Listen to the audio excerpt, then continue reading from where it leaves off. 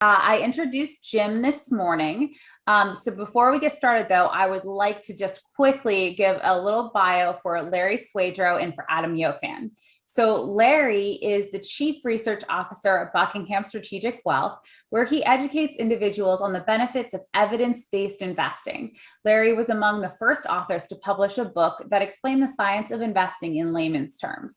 He's since authored 9 more books and co-authored 7 books on investing, including his newest book, Your Complete Guide to a Successful and Secure Retirement, 2nd edition. Larry is a real expert in his field, and he's made appearances on NBC, CNBC, CNN, and Bloomberg Personal Finance. Adam Yofan, he leads the Buckingham Strategic Wealth office here in Pittsburgh.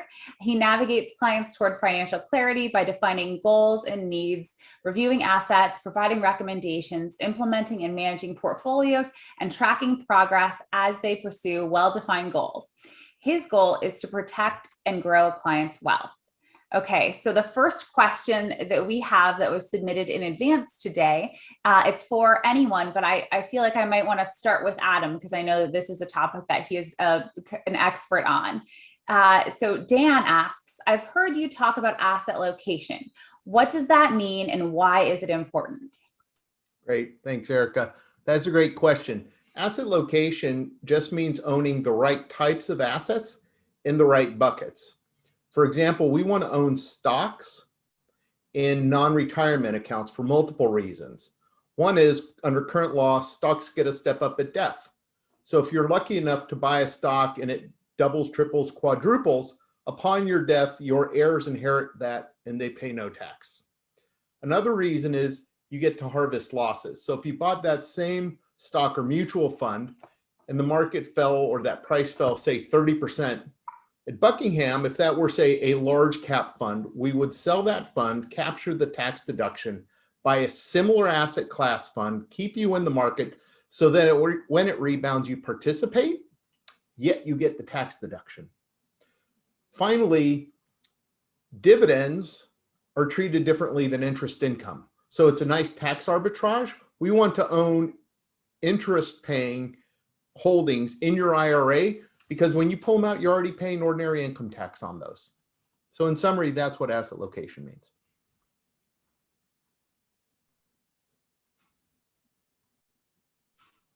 Awesome. Thanks, Adam. And would anyone else like to jump in or should we move to the next question?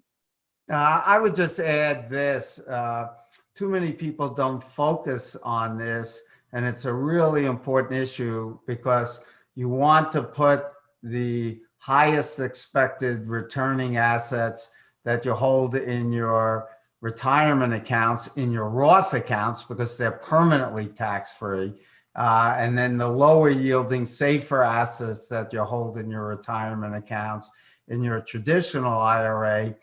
So when you withdraw them, you're withdrawing less money because you have lower growth there. So your R&D is lower. So you pay less taxes and you're getting the growth in the Roth.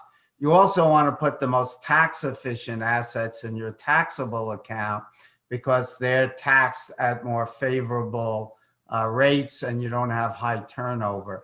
So it's really important to get this right. This is not a small issue. It can improve your odds of achieving your financial goals significantly by getting this correct. Thanks, Larry. So we've actually had a few questions come in to the live room. So I'm going to start with the first one. This one's from Nino and Elba. And they ask, how do you prepare your investors' accounts for required minimum distributions so the principal keeps growing? I think Larry just answered that question essentially. What we're trying to prevent is the tax bomb down the road. And we've got very sophisticated planning software. And this is also where we collaborate with Lange, because if you can keep these RMDs low, that also might enable you to do Roth conversions or any other tax minimization strategies later. And I'll just add, for people who are already taking minimum required distributions, we are big fans of using a technique called qualified charitable deductions, or QCDs, where money comes directly from your IRA and it goes directly to the charity of your choice. And that is typically the most tax efficient. It reduces your IRA, which will reduce your future required minimum distributions. And it also gets money to the charity of your choice. Thanks, Jim. So we also have another question from the live room, and I'd love to encourage anyone else who has a question to add it now to the Q&A section. But this question comes from George, and he asks, what are the asset classes you use? Why don't I start off here? So we think of asset classes in a very broad sense to begin with. So we begin with stocks or equities, bonds, and then a group of alternative investments. But within stocks, there are various asset classes as well. So you have domestic, international, developed markets, and emerging markets. And within each of those, you have other asset classes that have different risk characteristics. Small stocks, value stocks are other examples. So that's important. Then on the bond side, you have taxable bonds and municipal bonds, and short-term versus long-term. And in the alternative investment area, you have many different types of unique risks that are important to help you build portfolios that are more resilient because they have totally different types of risks that may not show up at the same time that stock and bond risks are showing up. So for example, for many of our clients, if not most, we have investments in things like reinsurance. Bear markets don't cause hurricanes or earthquakes to occur, and generally the reverse is true. We also own other assets such as what we call alternative lending. So non-public securities, loans that are made directly to small businesses and consumers that are illiquid investments. They're not daily available in mutual funds, and they have liquidity premiums. So they have different risk characteristics as well. So we have a very, very broad mix of what I would use the word risk assets rather than asset classes per se. I think it's a better term to use. I will just add, because I myself am investing the way we are recommending, and I actually just completed transferring some money from more traditional asset classes like large and small companies to some of these alternatives that Larry is talking about. And I love the idea that perhaps some of these alternatives might not have quite the expected return as, for example, small company stocks, but I love the idea of having a safe method of diversification outside of traditional fixed income that right now is not paying great rates. I'll give just a good example for people. So we invest in a fund called Cliffwater Middle Market Lending Fund, or alternative lending. It makes loans to middle market companies, typically who have EBITDA or earnings in the $50, $100 million range. They're not public companies often. They're just not large enough to tap the public markets. Last year was a year where bonds did poorly, basically no or negative returns. Stocks did okay. This, instead of having your money in CDs earning 1%, this fund earned about 7 or 8%. And when the market collapsed in March, because the fund does have some economic cycle risk where stocks were dropping 30, 40%, this fund dropped about 3. So you don't get the big upside, as Jim pointed out, but you typically avoid the big downside because the fund is very conservative in its lending practices, and you are earning a big risk premium well above that on safer bonds. And we invest in a similar fund run by a company called Stoneridge that makes student loans, small business loans, your local pizzeria that needs a new oven, or a consumer who wants to pay off credit card debt at 22%, and they can get a loan from Stonebridge at say 15. And it again only invests in the more conservative people who have better credit ratings, not what you would call junk credits. So that fund also had a great year. Last year, returns were up in double digits.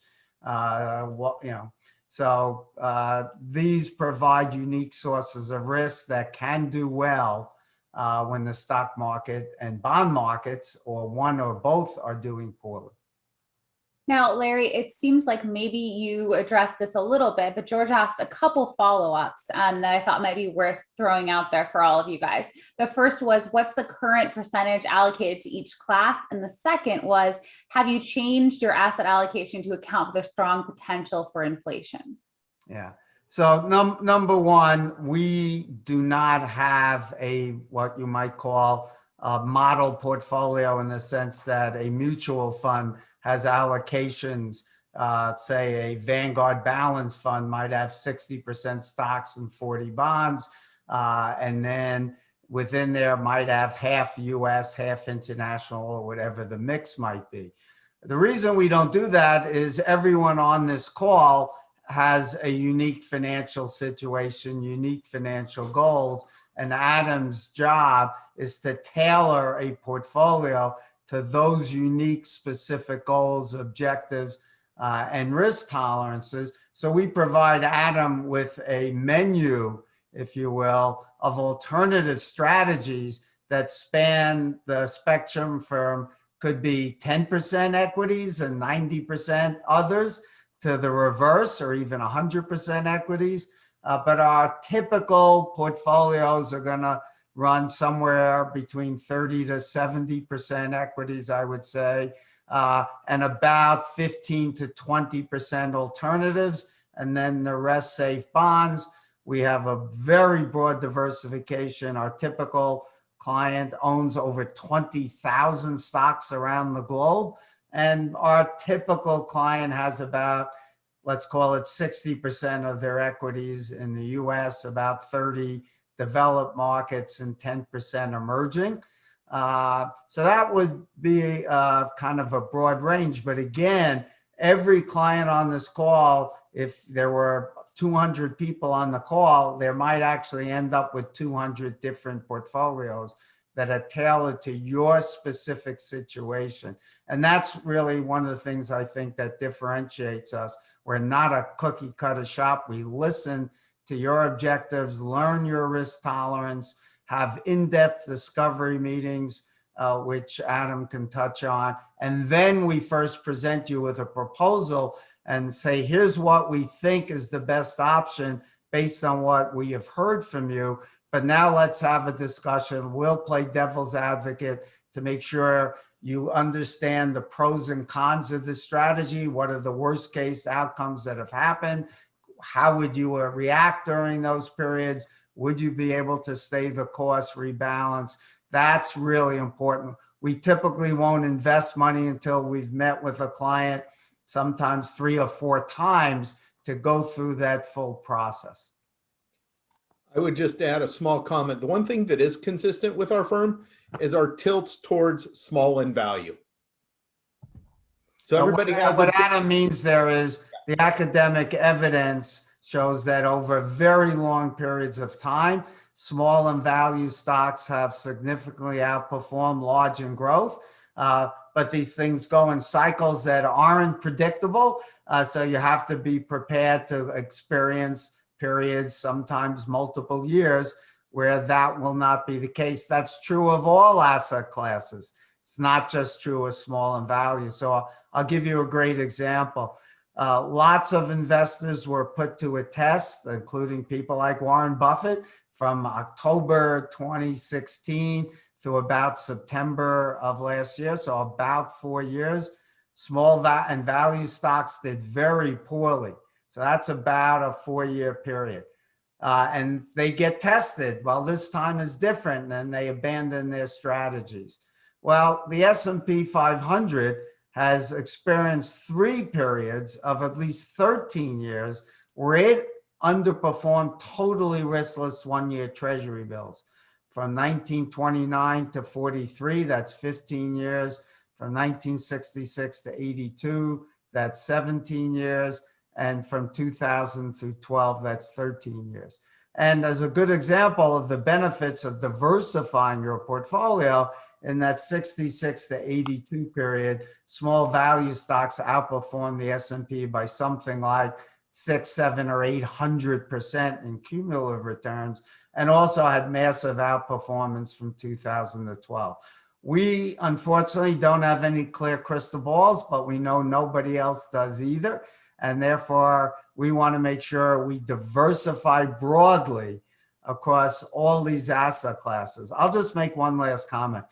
You might read an article I wrote on my column at Seeking Alpha today about the FANG or FANMAG stocks, the Facebooks, Apples, Googles, Netflix, and Microsofts.